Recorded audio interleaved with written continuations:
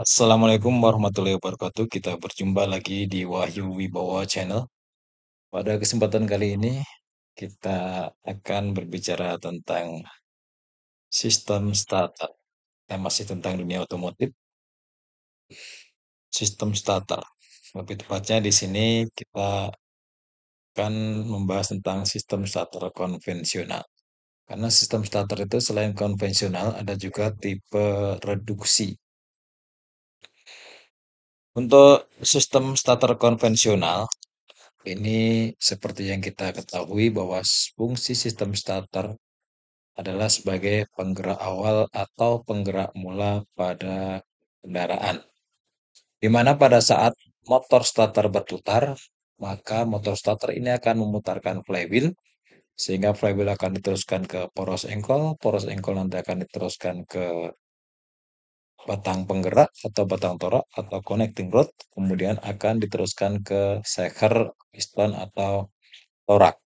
Sehingga torak akan bergerak naik turun sampai terjadinya pembakaran. Maka setelah terjadi pembakaran, piston akan terdorong karena ledakan dari hasil pembakaran. Sehingga tugas dari starter itu selesai.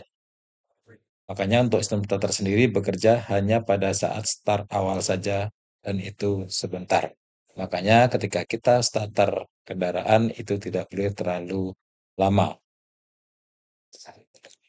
Dan selain kenapa tidak boleh terlalu lama, karena arus yang dikeluarkan pada sistem starter itu juga arusnya besar.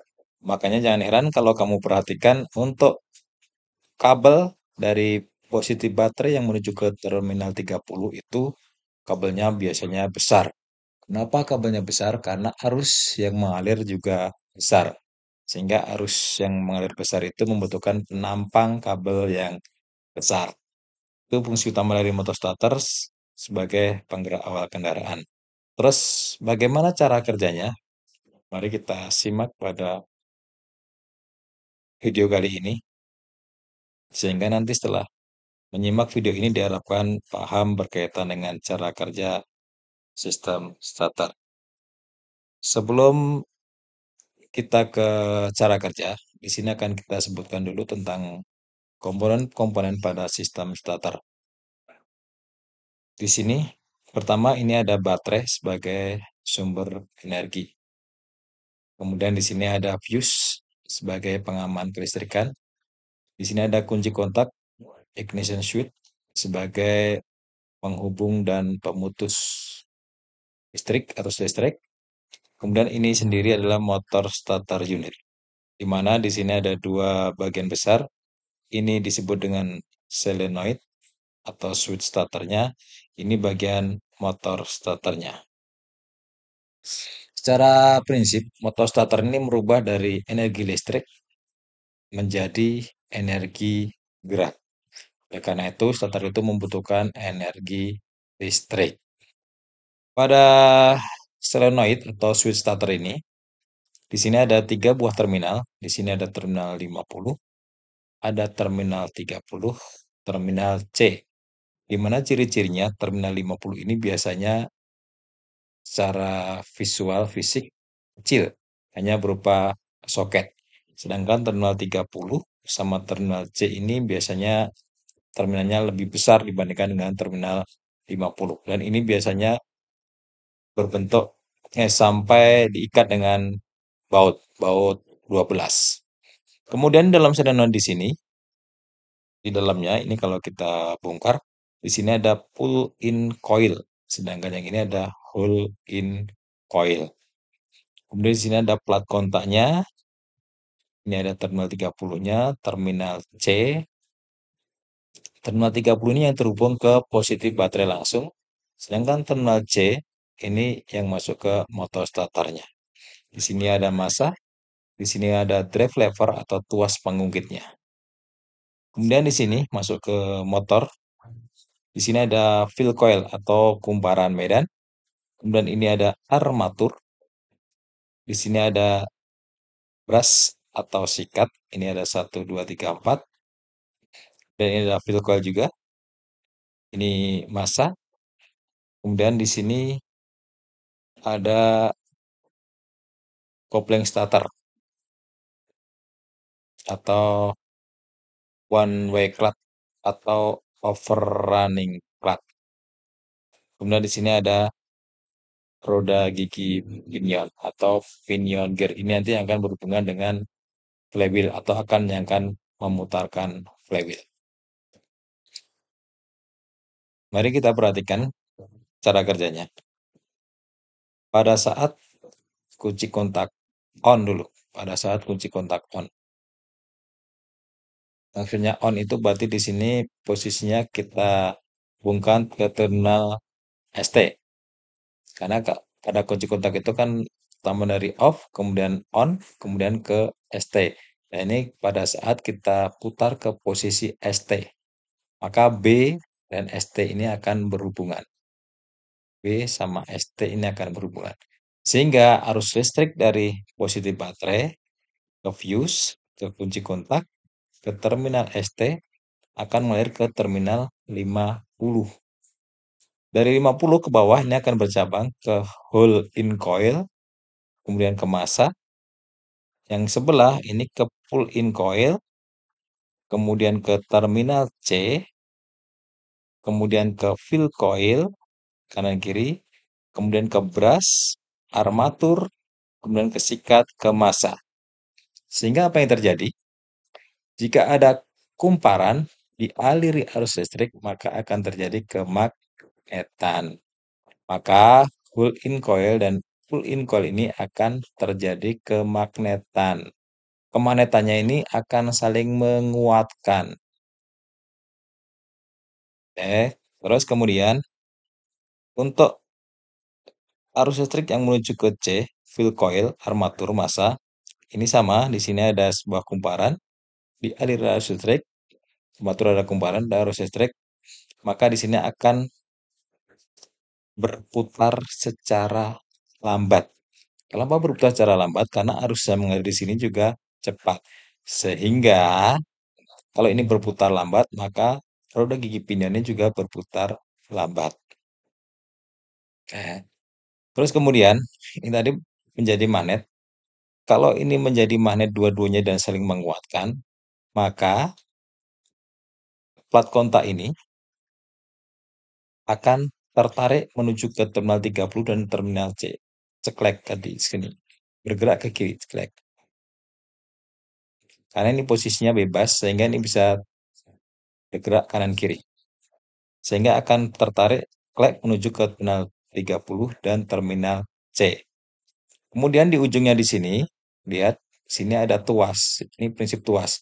Jadi kalau tuas penggeraknya atau drive levernya itu tertarik ke kiri, maka di ujungnya ini akan terdorong ke kanan.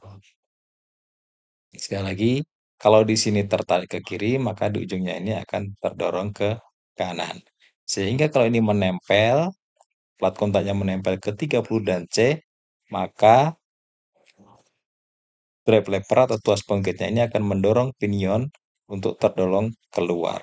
Ketika terdorong keluar di sini, maka akan berhubungan dengan yang namanya flywheel. Itu pada saat posisi ST. Kemudian setelah berhubungan, plat kontak ini setelah berhubungan ke terminal 30 dan terminal C, ini tadi sudah kedorong keluar, apa yang terjadi? Nah, arus listrik dari positif baterai menuju ke terminal 30, tadinya ini kan sampai di sini putus. Karena ada plat kontak yang menempel, maka dari 30 menuju plat kontak menuju ke C. Menuju ke C, kemudian ke fill coil, ke armatur, dan ke massa. Apa yang terjadi? Karena di sini penampangnya cukup besar, arus listrik yang mengalir besar, maka arus yang menuju ke fill coil dan armatur juga besar. Arus listrik yang besar ini maka akan mengakibatkan putaran dari pinion gear ini juga akan menjadi lebih cepat. Sehingga yang tadinya cuma pelan setelah terhubung dengan flywheel maka akan mampu memutarkan flywheel dengan cepat. Oke. Terus kemudian setelah Roda gigi pinion berhubungan dengan flywheel. Kita perhatikan di sini. Ini belum kita bahas tadi. Selain arus listrik menuju dari C menuju ke field coil, ini ternyata di sini kan dapat positif ya, yang menuju ke pulling coil. Di sini juga dapat positif. Makanya di sini positif ketemu positif. Sehingga yang tadinya ini kemagnetan pada pull dan hole saling menguatkan, ini akan saling meniadakan. Terus kemudian, itu tadi pada saat motor sudah berputar. Setelah selesai, atau setelah starter selesai, maka kunci kontak ini biasanya kita lepas. Sehingga yang tadinya dari terminal ST atau starter akan bergeser menuju ke terminal on atau terminal IG. Apa yang terjadi? Ketika kunci kontak kita lepas dari terminal ST-nya, maka arus listrik yang dari terminal ST menuju ke terminal 50 ini akan terhenti, akan terputus, sehingga tidak dapat aliran arus listrik.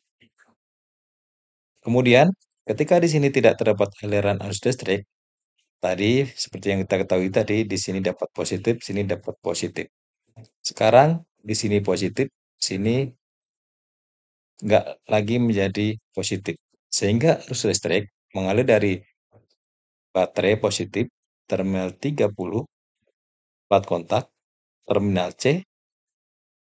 Nah, dari sini terus kemudian ke pull-in coil, kemudian ke pull-in coil dan ke massa. Apa yang terjadi? Sehingga kemagnetan yang ada pada pull dan hole ini akan saling meniadakan atau bertolak belakang. Karena ini tidak terdapat kemagnetan lagi, di sini terdapat return spring atau pegas pengembali, maka plat kontak ini akan kembali terdorong ke kanan. Akan kembali ke kanan. Sehingga kalau ini terdorong ke kanan, maka terminal 30 dan terminal C akan terputus. Apa yang terjadi?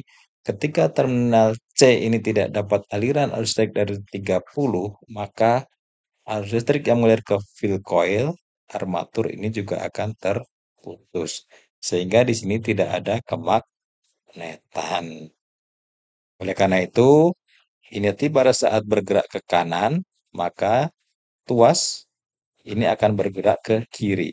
Kalau ini bergerak ke kiri, maka roda gigi pinion ini yang tadinya berhubungan dengan flywheel akan kembali ke posisi semula, sehingga putus dengan flywheel.